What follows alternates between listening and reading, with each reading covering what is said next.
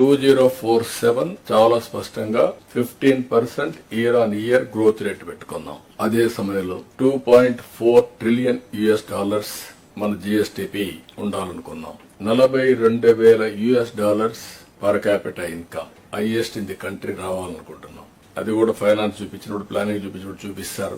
ఏ విధంగా 30 సంవత్సరాల డేటా 1995 నుంచి 2024 వరకు ఆ డేటా మీరు చూస్తే ఇట్ ఈస్ ఐ ఓపెనర్ అవుతుంది. ఆ రోజు ఆలోచించిన విధానం కన్సిస్టెంట్ గా ఫాలో అయినటువంటి పాలసీస్ అన్ని ఎక్స్ట్రాడినరీ ఫలితాలు వచ్చాయి. ఇప్పుడు మనం చేసేది ఒక చరిత్ర. ఆ చరిత్ర ఇప్పుడు కాదు, రాబోయే రోజుల్లో భావితరాలు మనం గుర్తుపెట్టుకునే విధానంగా ఉంటాయి. అయితే ఇక్కడ దీర్ఘకాలంలో మాట్లాడుతూ షార్ట్ టర్మ్ లో మనం మర్చిపోతే కష్టం. ఈ ఇయర్ నుంచి మీరు ఆలోచించాల్సింది, ఈ ఇయర్ మీరు ఏం చేయబోతున్నారు. 1 ఇయర్, ఫస్ట్ ఇయర్ లో ఒక 2-3 నెలలు లేకపోయినా ఫస్ట్ ఇయర్ వీఆర్ కంప్లీటింగ్. అక్కడి నుంచి 25, 26 మన బడ్జెట్ ఒక వినూత్నంగా ఉండాల్సిన అవసరం ఉంది. ప్రజల ఆస్పిరేషన్స్ ని ఫుల్ఫిల్ చేసే విధంగా ఎవ్రీ డిపార్ట్మెంట్ మీరు ఆలోచించాలి. అదే సమయంలో ప్రతి ఒక్కరు కూడా క్లియర్ గా మీ గోల్స్ ఏంటి.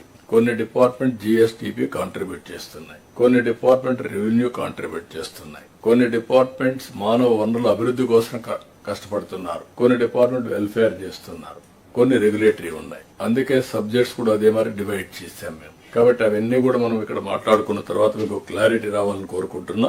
అందుకని ఈ రోజు మనం గ్రామ, మండలం, కాన్స్టిట్యున్సీ ప్రణాళికలు కూడా తయారు చేసుకుంటున్నాం. అక్కడి నుంచి కూడా, ఎందుకంటే కొన్ని ప్రాంతాలే అభివృద్ధి అయ్యి మిగిలిన ప్రాంతాలు అభివృద్ధి కాకపోతే అది కూడా కరెక్ట్ కాదు. దాన్ని కూడా ఏం చేయాలో చేయడం.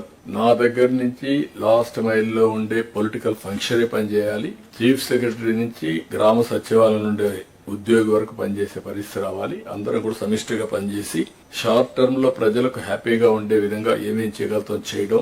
ఈ రోజు మీద ప్రతి ఒక్కరిలో ఒక సాటిస్ఫాక్షన్ ఉండాలి. రేపటి మీద ఒక భరోసా, మళ్ళా భవిష్యత్తు బాగుంటుందని ఒక ఆశ ఉండాలి. ఈ రెండు ఉంటే తప్ప సాధ్యం కాదు. అల్టిమేట్ గా తెలుగు జాతి అనేది ప్రపంచంలో నెంబర్ 1 చేయాలని నా సంకల్పం. నేను ఇక్కడుండే అందరిని కూడా కోరుతున్నా. అది ఎన్డీఏ సంకల్పం. నేను గాని, మిత్రుడు పవన్ కళ్యాణ్ గాని, అదే మరిగా మిగిలిన బీజేపీ గాని అందరం కూడా అదే ఆలోచిస్తున్నాం. అందుకని మీరు చూస్తే ఇండియన్ పాలిటిక్స్ లో కూడా పెను మార్పులు వచ్చాయి. మాటలు చెప్పే వాళ్ళందరూ చరిత్రలో కనుమరుగైపోయే పరిస్థితికి వచ్చారు.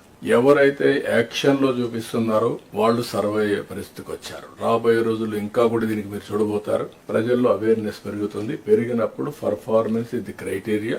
ఎవరైతే పర్ఫార్మ్ చేస్తామో వాళ్ళకు మనుగడ ఉంటుంది. కానీ ఇక్కడుండే ఆఫీసర్స్ కూడా నేను కోరుతున్నా, మనందరిపైన ఒక హిస్టారికల్ రెస్పాన్సిబిలిటీ ఉంది.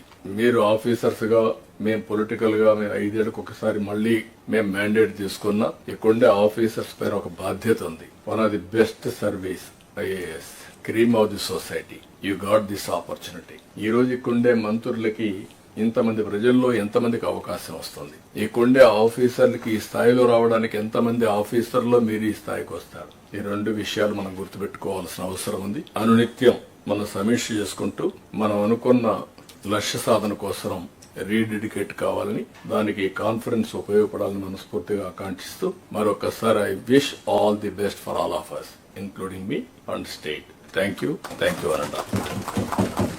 చూసారు కదండి. మరి ఈ వీడియో కనుక మీకు నచ్చినట్లయితే ఒక లైక్ కొట్టేసి మీ అభిప్రాయాన్ని కూడా కామెంట్ బాక్స్ లో తెలియజేస్తూ ఇలాంటి ఇంట్రెస్టింగ్ అప్డేట్స్ కోసం మా ఛానల్ ని సబ్స్క్రైబ్ చేసుకోండి.